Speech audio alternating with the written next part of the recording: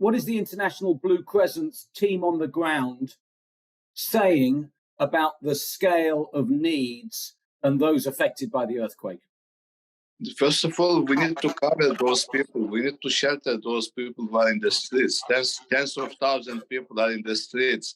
They are looking refugee in the mosques, in the schools. The Turkish state tries to establish temporary camps for them. They are accommodating in the stadiums, in safe buildings that are all existing.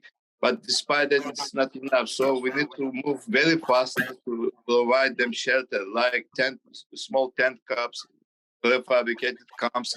In addition, food is the essential need in the region, very essential need in the region, because people are not, especially in Hatay and Kahramanmaraş, bakeries and food markets, all of this, they are not working. People don't have the money to cover their food needs. This is, first of all, shelter. The second is food needs. And the third one is we need to have heaters for them in the areas that we are accommodating them. SIBC, we established hot meal centers in Urfa, in Kilis, and in Hatay. We started to distribute hot meal, but of course, we need to provide the product for the cooking, for the food. In addition, there are a lot of babies. The weather conditions are tremendous now. It is snowing. It's unusual for this time in this area, snowing, raining. The weather conditions, they are not helping us anymore.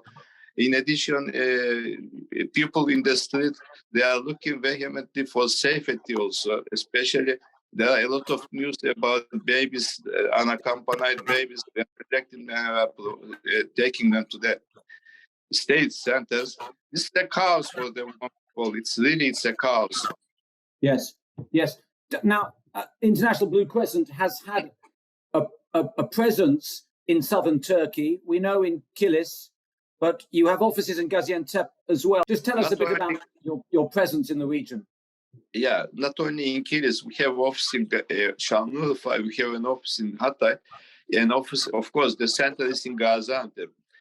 But in Kilis and Şanlıurfa, we have community centers also, where we are providing assistance to the Syrian refugees, and we are developing a lot of projects since the beginning of the Syrian crisis. You know, in the earthquake zone that it's affected, there are around 2 million Syrian refugees also. In addition, not in Turkey, we are responding right now in North Syria, also in Azaz, Al-Bab, and Afrin. We have health centers, and also we have our community centers. So believe me, Paul, the situation was in North Syria also. Yeah, no, it's an incredible response. So you have teams in northern Syria as well. I know you've been providing health programs to those affected by the conflict. Yes, there are big queues. There are big queues in front of our health centers right now, asking about medical assistance in Dabuk, in Azaz, in Al-Bab, and in Afrin. The same, of course, in North Syria. You know, we are implementing a lot of different humanitarian projects, also a shelter project also. So we are taking all the process, Turkey and Syria together for responding to this earthquake needs. Let me to repeat, we have centers in community centers in Kilis, in Şanlıurfa, and offices with full staff in Hatay, Gaziantep, and health centers in North Syria, in Azaz, Afrin, Al-Bab, where we are responding fully to the rescue and to the relief efforts in this area, since from the very early hours of the earthquake.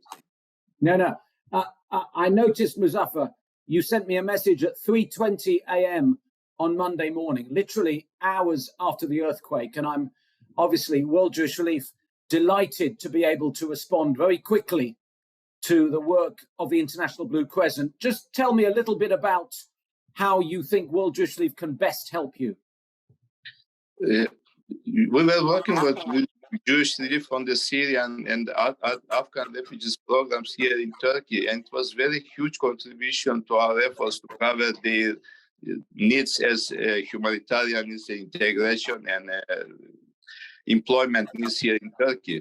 Of course, World Jewish Relief is one of our main partners, and we believe that in such times, in such huge disaster time, World Jewish Relief will be in solidarity with us. We are asking, first of all, thank you very much, and we are grateful for the solidarity that you are expecting for us. In addition, I believe World Jewish Relief at least can cover some hot meal centers, can help us for the establishment of temporary shelters in Kahramanmaraş, in Hatay especially, where it's totally distraction. It's a huge distraction, and to run them for at least 4, 5, or 6 months until the Turkish government managed the control of the situation. Thank you. Can I ask, Muzaffer, I mean, you must have many staff and volunteers in the affected area. Are they all safe and are they okay? Yeah, unfortunately, all of them, they are safe, but they lost a lot of their relatives. Really? So it must be extremely difficult for staff to be focusing on the needs of others when they themselves are suffering. But they are deserving assistance. They are deserving assistance by themselves.